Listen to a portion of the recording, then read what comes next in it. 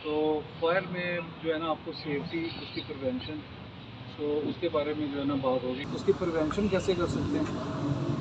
अगर वो आग आग में दो चीज़ें होती हैं कि पहली बात तो आग लगनी नहीं चाहिए। उसके लिए हम उसको प्रिवेंशन बचाव करेंगे, उसका क्या करना चाहिए। फिर अगर आग लग जाए तो हमने उस पर एक्शन क्या करना है। एक्शन हम तभी कर सकते हैं अगर हमें पता हो कि हमने आग की सूरत में क्या करना है, हमारी कोई प्री प्लानिंग हो। तो उसके लिए हमारे लेक्चर देने का मकसद ये होता है कि आपको फायर के मतलब आगाही मिल जाए कि आग है क्या। आग जो है ना, ये ऑक्सीजन के जलने का अमल है, रैपिड ऑक्सीडेशन प्रोसेस कहते हैं। दूसरा इसको ये कह सकते हैं कि जिसमें तीन चीज़ें मिलकर जो है ना इसको आग को बनाती हैं। एक फ्यूल, दूसरा इसमें ऑक्सीजन, तीसरा इसमें हीट। ये तीन चीज़ों की ट्रायंगल है, जिससे अगर हीट निकाल दें, जैसे हम किसी चीज़ में पानी फेंकते हैं तो उसका हीट कम कर रहे होते हैं, तो हीट ख़त्म कर दें तो आग ख़त्म हो जाएगी। अगर उससे हम ऑक्सीजन कट कर दें, जैसे हम किसी चीज़ को ढाँप देते हैं तो वो ऑक्सीजन उसकी हम कट करते हैं, तो ऑक्सीजन कट कर दें तो उसकी तब भी आग बुझ जाएगी उसमें। तीसरा उसका हो जाता है फ्यूल। अब हम उसमें से फ्यूल कट कर देते हैं, जैसे एक ऑफिस में आग लगी है, एक कंप्यूटर तक आग है या एक कुर्सी तक है, हम उसको उठा के बाहर ले गए आग को। अगर आग ज़्यादा है किसी चीज़ को लगी, हम जो कीमती सामान है वो उठा के बाहर ले गए उसे, तो हमने वो भी प्रिवेंशन कर ली, उसमें हमने उसको फ्यूल कम कर दिया। तो इसका बुझाने के जो तरीके हैं, जो हम इसको अक्सर कह रहे होते हैं, जिस तरह इसी तीन तरीके हैं। कूलिंग, कूलिंग का मतलब उसके हीट कम करना। स्मदरिंग, उसकी ऑक्सीजन कट करना। स्मदरिंग हम हमारे जो ये है हमारे पास दो जो है ना शूशर है, ये ड्राई केमिकल पाउडर है, ये ऊपर से ढांप लेता है, ये ऑक्सीजन जो है ना उसकी कट कर देता है, ठीक है। तो तीसरा हो जाता है स्टारवेशन, जिसको हम कहते हैं भूखा करना किसी चीज़ को। तो स्टारवेशन में आ जाता है कि आग को भूखा करने का, जो मैंने आपको बताया कि ऑफिस में किसी जगह पे भी किसी चीज़ को आग लगी है तो उसके अंदर जो फ्यूल है उसको निकाल दें तो वो उसकी आग ख़त्म हो जाएगी, उसको आग कम हो जाएगी उसकी इंटेंसिटी। तो अब मैं आपको थोड़ा सा ये चीज़ों का आपको पता चल गया ये फायर होती क्या है। फिर यकीन जो है ना तीन चीज़ों से मिलकर बनती है और इसको बुझाने के तीन ही तरीके हैं। हॉस्पिटल के मतलब हमारे पास क्या हम कर सकते हैं बचाव के लिए, प्रिवेंशन। अच्छा, जो आपके पास हैज़र्ड हैं वो दो किस्म के हैं यहाँ पे। एक प्रॉपर्टी हैज़र्ड, जब भी कोई आग लगेगी उसमें नुकसान किस चीज़ का होगा, प्रॉपर्टी का। सेकंड आपके पास है हेल्थ, वहाँ पे अंदर जो है ना पेशेंट हैं। अब हॉस्पिटल ऐसी जगह है जहाँ पे आम जगहों से मुख्तलिफ है।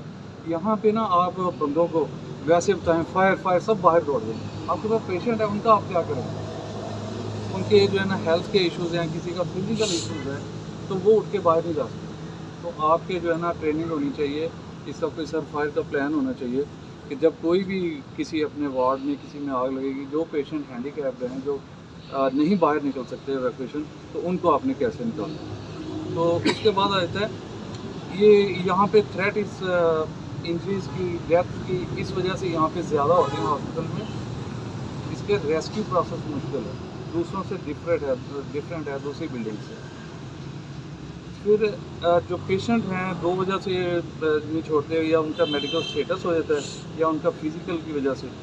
अब यहाँ पे जो है ना फायर लगने की वजह आप क्या होगी, आपके पास ऑक्सीजन है तकरीबन मेरे ख्याल हर वार्ड में, हर जगह पे अपनी सप्लाई यहाँ से दी हुई है। तो ऑक्सीजन के बाद आपके पास आ जाते हैं केमिकल्स जो आग पकड़ते हैं। उनकी सेफ्टी है, आपने उनको कैसे हैंडल करना है, उसको किसी भी चीज़ से आपके हॉस्पिटल के अंदर पहले स्मोकिंग तो होनी ही नहीं चाहिए। अगर किसी ने स्मोकिंग, स्पेशली पेशेंट ने किसी ने करनी है, इनको स्टाफ को तो मैनेजर्स को पता होता है, तो उसके लिए आप कोई जगह बना दें कि जहाँ पे वो बैठे हों, वहाँ जाके सिगरेट पी लें। किसी की मजबूरी है, वो सिगरेट स्मोकर है, तो वो अलग जाके वो अपनी सिगरेट पिए। अब यहाँ पे असल ड्यूटी इनकी हॉस्पिटल में किन की बनती है, जो स्टाफ है और मैनेजर्स हैं यहाँ पे, उनको जो वो फ्रीक्वेंटली हॉस्पिटल में चक्कर लगा रहे हैं, तो उनको फर्स्ट एड फायर अप्लायंसेस का, उनके एक्शंस का, उनके एवैक्यूएशन प्लान का ये पता होना चाहिए। सर कोई ड्रिल्स हो रही है हमारे पास? ड्रिल तो नहीं है, लेकिन हमने यहाँ अपने हॉस्पिटल में, आप सबको पता ही होगा कि हमारे एक रास्ता आने का नहीं है, हमारे 3 रास्ते हैं। एक जो मेन रास्ता जिससे आ रहे हैं, एक दाएं वाला रास्ता जो कि हमारा ये रैंप है, तीसरा एक डेंटल यूनिट के साथ भी बाहर भागने का रास्ता है, जहाँ से आप बाहर निकल सकते हैं और उस तरफ से निकल सकते हैं। तो हमने जब ये हॉस्पिटल डिज़ाइन किया था तो इस चीज़ को अगर आप देखिए, वो एक छोटा सा रास्ता दिया गया डेंटल के साथ, वरना उसको डेंटल के कमरे को बढ़ा कर दिया जाता, लेकिन वो जानबूझ के दिया गया कि वो एक तीसरा मुख्तलिफ तरफ का रास्ता है, ताकि अगर खुदा न खास्ता इस तरफ आग लगे, इस तरफ आग लगे तो आपको पता, और वहाँ से आपको सीढ़ियाँ हैं। तो इसलिए हमारे यहाँ पे बुनियादी तौर पे 3 रास्ते तो हैं। एक चौथा रास्ता भी हमने दिया था जो पीछे से है, आप ऑपरेशन थिएटर के पीछे से भी निकल सकते हैं, नर्सिंग का जो है। तो बुनियादी तौर पे ये डिज़ाइन करते हुए आग को जहन में रखा गया है, इसलिए इसको 4 मुख्तलिफ रास्ते दिए गए हैं जहाँ से आप निकल सकते हैं। अच्छा, हमारे ना प्री प्लानिंग में इसमें फायर की में आपके पास एमरजेंसी एग्जिट, वहाँ पे बोर्ड होने चाहिए कि ये हमारा एमरजेंसी का रास्ता है। अच्छा, फिर वीकली कम से कम एक दफ़ा एवैक्यूएशन ड्रिल जो होती है वो लाजमी होनी चाहिए कि आपने सबको बाहर निकालने का जो है ना, आपने एक हॉर्न देना है, वहाँ पे फायर की बेल रखें, उसको एवैक्यूएशन का एक यहाँ पे असम्बलिंग एरिया रख लें। असम्बलिंग एरिया का मकसद ये अंदर कोई फायर हैज़र्ड हुआ है तो आपने वहाँ पे काउंटिंग करनी है, कोई बंदा अंदर रह तो नहीं है, कोई पेशेंट तो नहीं हमारा अंदर, कोई आपके पास स्टेट होगी कि जैसे कि हमारे पे इतने पेशेंट आए हैं, आज इतने हमारा स्टाफ है, इतने हमारे डॉक्टर हैं, इतना सब कुछ। तो यहाँ पे आपकी उसकी वहाँ पे एक स्टेट हो जाए कि एक वीक में हो जाए एटलीस्ट, तो उस चीज़ का आपको फ़ायदा हो सकता है। तो फायर प्रिवेंशन में बेस्ट अप्रोच जो है ना, वो हमारे पास इनमें मुख्तलिफ़ चीज़ें हो जाती हैं कि स्मोकिंग आपने एक उसको कर लिया, फिर आपके पास इलेक्ट्रिक ड्रिवन टूल्स हैं। अच्छा, इलेक्ट्रिक ड्रिवन टूल्स का आपके जो है ना फायर के साथ जो है ना बहुत गहरा ताल्लुक है। वो इसलिए कि इन्हीं टूल्स की वजह से कोई स्पार्किंग, आर्किंग या कोई और कोई फॉल्ट की वजह से इनसे आग लग सकती है।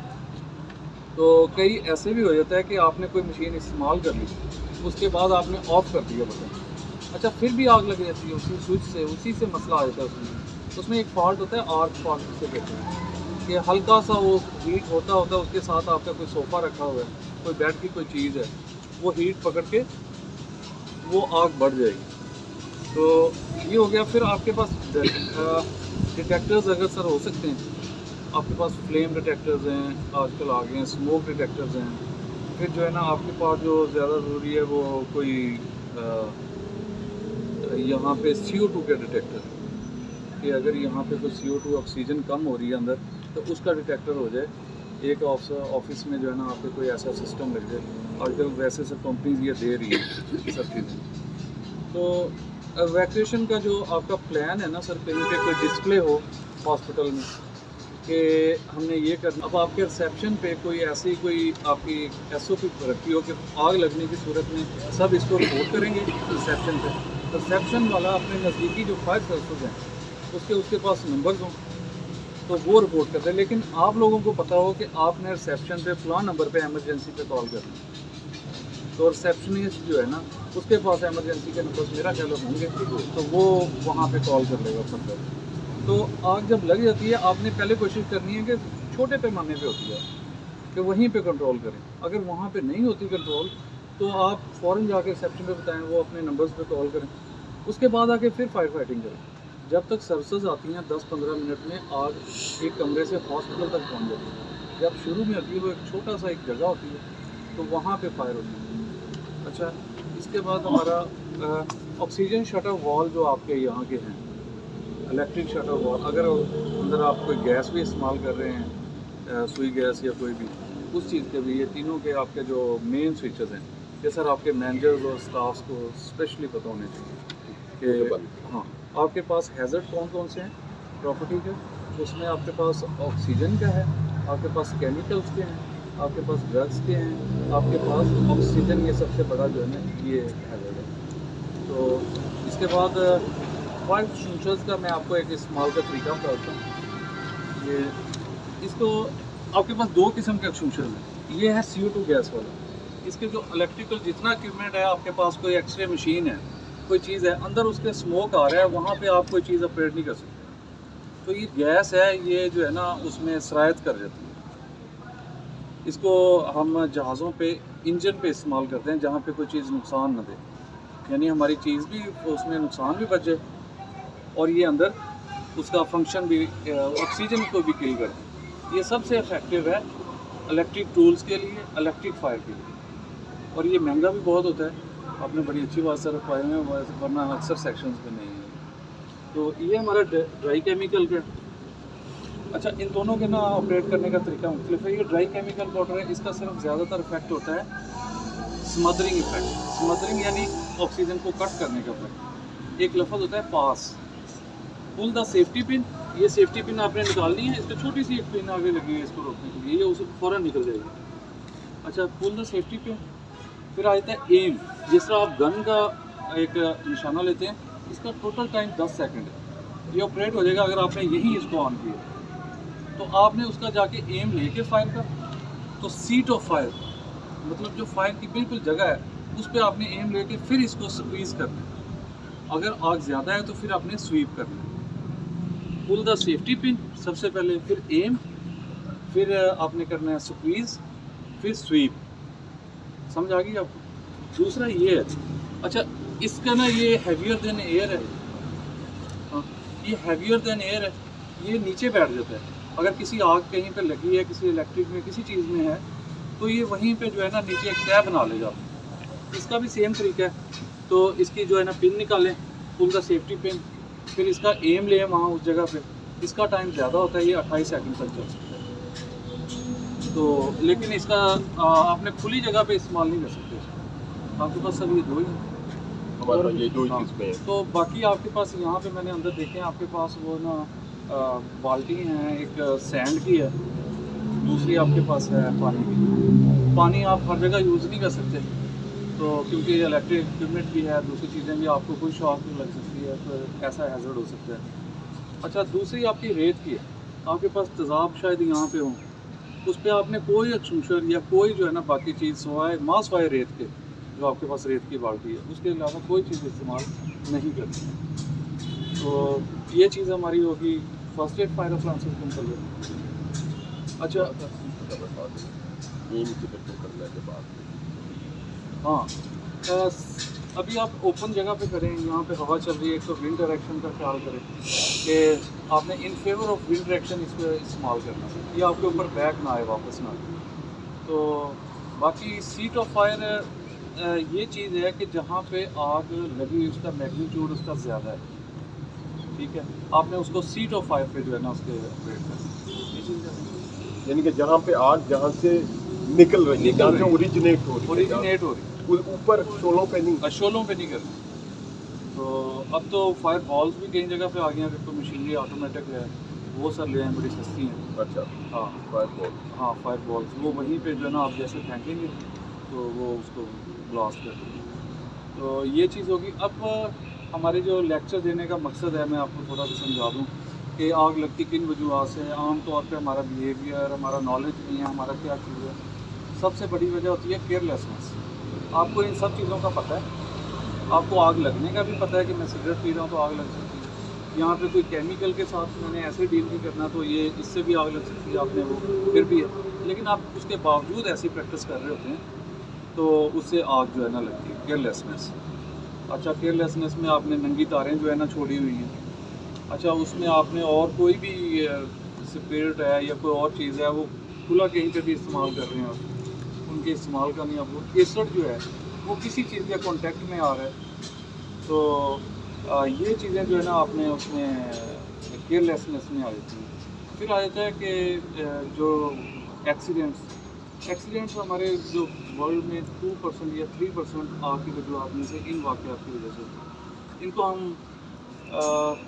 बेटर जो है ना हाउस कीपिंग, हर चीज़ की हाउस कीपिंग, जैसे हम गाड़ी चला रहे हैं उसको साफ़ सुथराई, उसकी हर चीज़, उसके टर्मिनल्स, हर चीज़ ओके रहे, उसको आग की कोई वजह ना दें कि यहाँ से स्पार्क हो।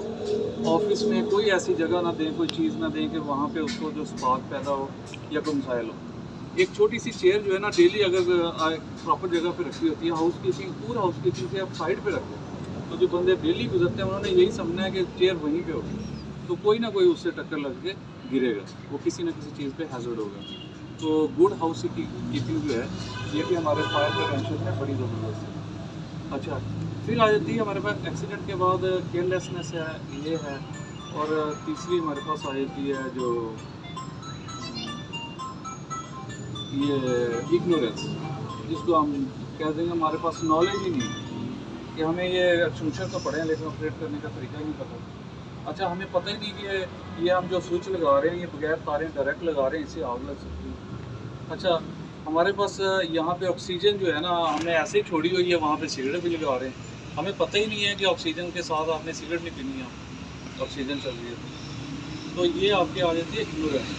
इसी चीज़ को ख़त्म करने के लिए फायर लेक्चर्स होते हैं, अभी हम इसकी डेमोंस्ट्रेशन करेंगे। आपने कंप्लीट आग लगा लड़का एक और एक खातून बारी बारी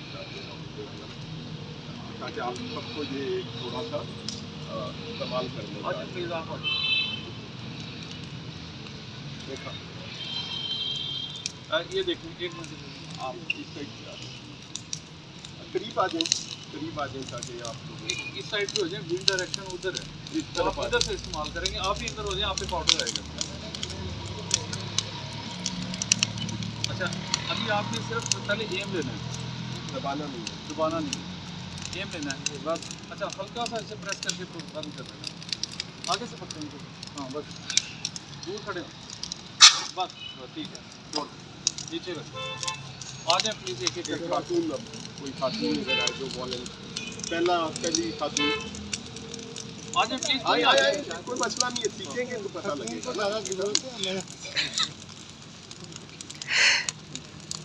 एम लेना दबाई ना मैडम ये आके छोड़ नहीं देना। एम ले बस। हाँ मैंने और एम 5 पे रखना बस बस, ठीक है। फायर चले, आप हाथ पे रखना है, ऊपर नहीं होना, इसको नीचे ऊपर 5 पे। हाँ बस छोड़ दो, बस ठीक है छोड़ दो। अच्छा, मैं ना सिर्फ ऑपरेट नहीं करूँगा, आपको डेमोंस्ट्रेशन देना। दोबारा देखें कैसे। ये आपने इस तरह लेना जिस तरह आपके पास गन है, ठीक है। ये इस तरह नहीं समझना कि ये तो ऑपरेट होकर नीचे खुद ही ऊपर गिर जाएगा, इसका प्रेशर ऊपर जाएगा।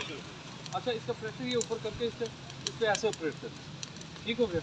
आ जाए आगे सर। आपकी खरीदी होती नहीं इसको पकड़ना और इसके ऊपर लाना है, नीचे बिल्कुल ठीक है। आ जाए, आए जी आए डॉक्टर साहब आप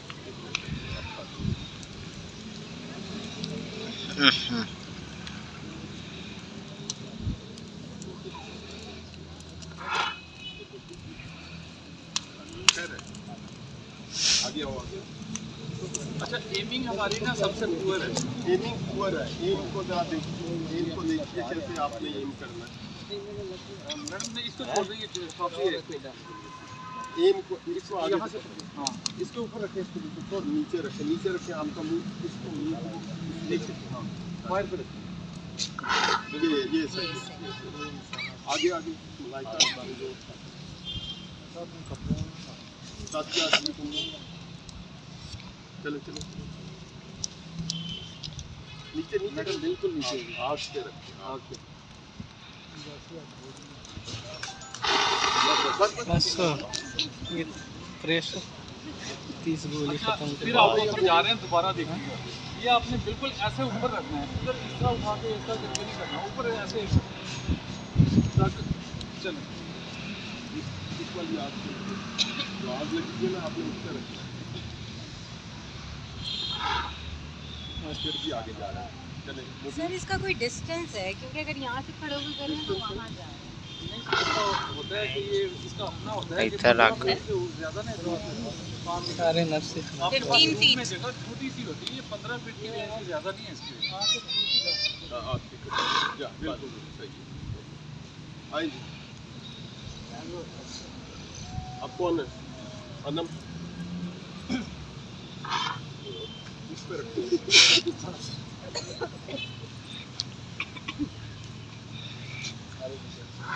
ठीक है। और कौन है? आओ भाई ऊपर। ये ठीक है।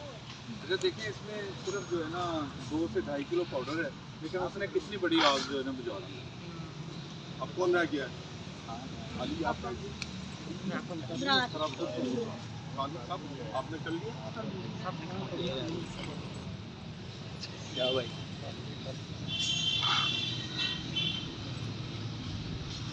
अच्छा, हमारे पास ना लेडीज जो हैं ये ऑपरेट करने के लिए झिझकती हैं। आपके थोड़ा सा झिझकने से आग इतनी बड़ी हो सकती है, दोबारा हमारे फायर सर्विसेज से भी नहीं बची। बिल्कुल आप, क्योंकि